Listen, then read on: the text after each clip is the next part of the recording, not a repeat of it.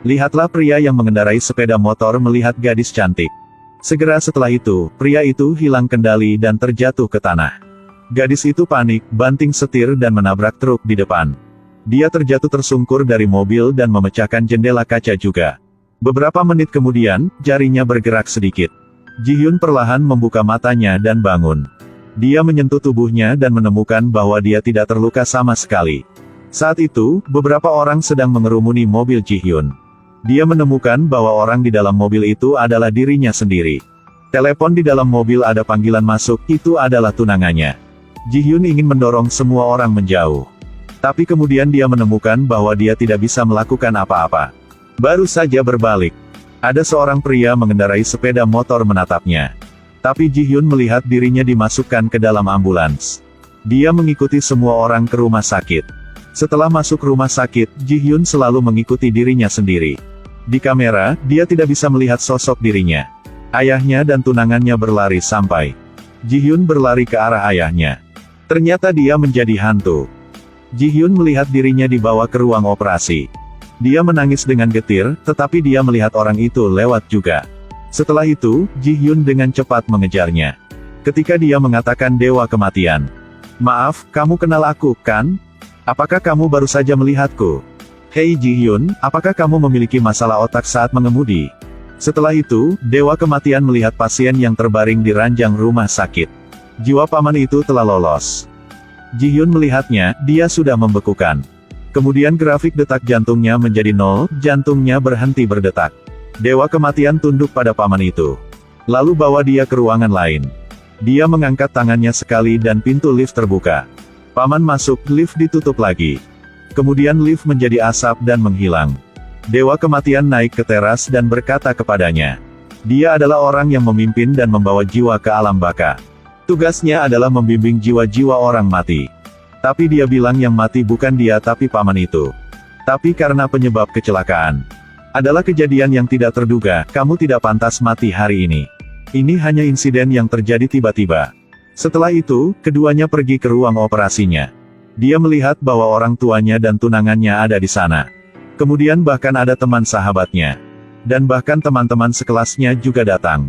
Dokter berkata Ji-hyun akan berubah menjadi tumbuhan, otaknya sudah mati. Dewa kematian berkata padanya. Karena dia meninggal karena kejadian yang tidak terduga, ada cara lain. Salah satunya adalah pergi bersamanya ke lift samsara itu. Kedua, dalam 49 hari temukan 3 orang yang benar-benar mencintainya. Dengan begitu, Ji-hyun bisa kembali. Ini adalah suatu keharusan. Tapi harus menemukan 3 orang yang benar-benar meneteskan air mata untuknya. Ji-hyun mengatakan itu terlalu sederhana. Baru-baru ini, sahabat dan tunangannya semua menangis karena dia. Dewa kematian berkata dia berpikir mereka memang menangis karena dia. Kemudian membawa dia kembali ke pemakaman. Air mata ungu adalah simpati. Itu karena teman-temannya melihatnya mati muda. Air mata abu-abu mewakili penghiburan. Wanita ini meneteskan air mata karena kesopanan. Dan saudara perempuannya, air matanya berwarna putih.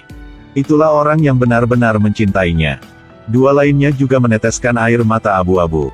Kemudian Dewa Kematian membawa Ji-hyun ke toko serba. Gadis ini Yi Kyung, 28 tahun. Waktu kerjanya dari jam 2 pagi sampai jam 9 pagi. Dewa Kematian membiarkan Ji-hyun meminjam tubuhnya di siang hari. Tapi ada 3 syarat. Jangan beritahu siapapun identitas asli sendiri.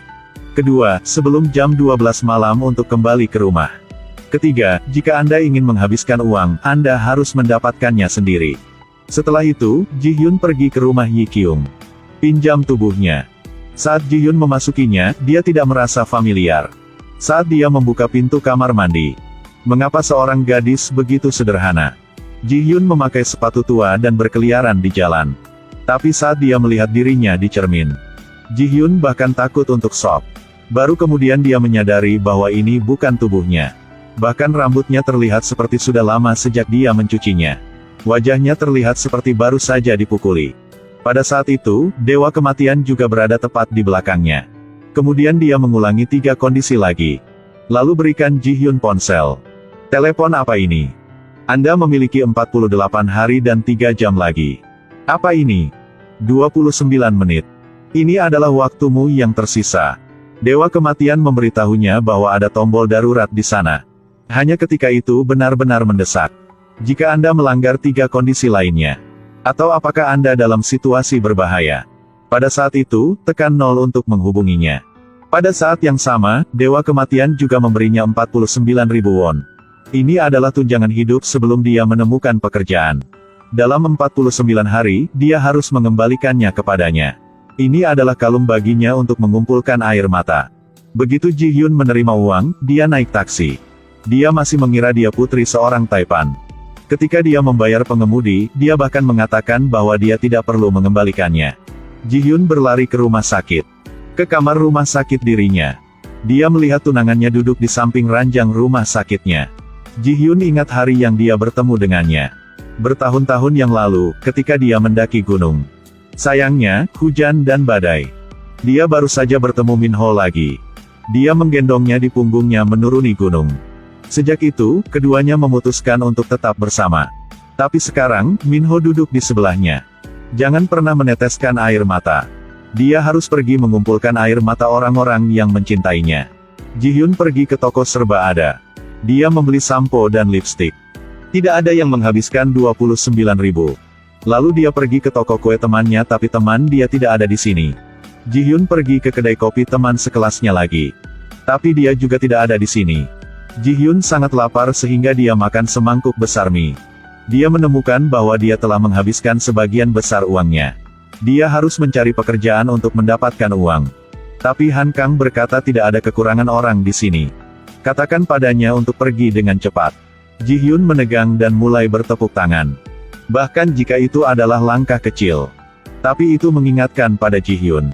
Setiap kali dia stres, dia akan melakukan hal yang sama. Jadi Han Kang setuju untuk membiarkannya bekerja di sini. Ji Hyun kembali ke rumah.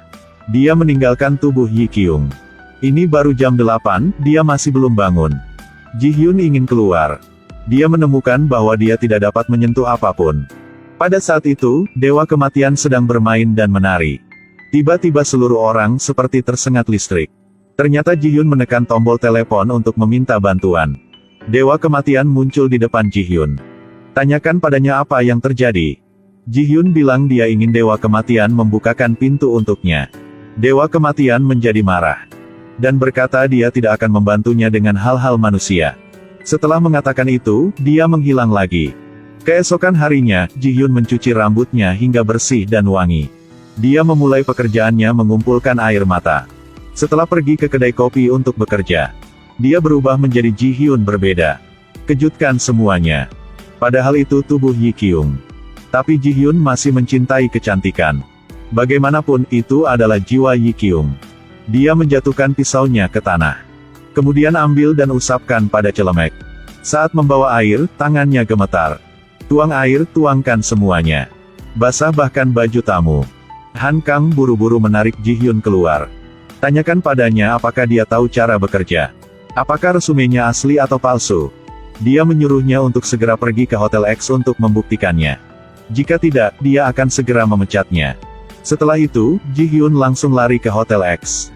Tidak menyangka Yi Kyung benar-benar bekerja di sini. Ji Hyun bahkan melihat tunangannya ada di sini juga. Dia dengan cepat berlari mengejarnya.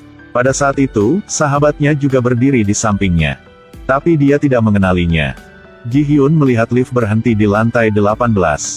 Dari lantai 6 ke atas semua kamar hotel. Mereka berdua masuk ke lift bersama-sama. Ji Hyun menekan lantai 20 tetapi sahabatnya menekan lantai 18. Ji Hyun tiba-tiba mendapat firasat buruk. Saat dia mengikuti sahabatnya ke ruangan itu. Melihat tunangannya membuka pintu lagi. Seret sahabatnya ke dalam. Episode berakhir di sini, sampai jumpa di episode 2.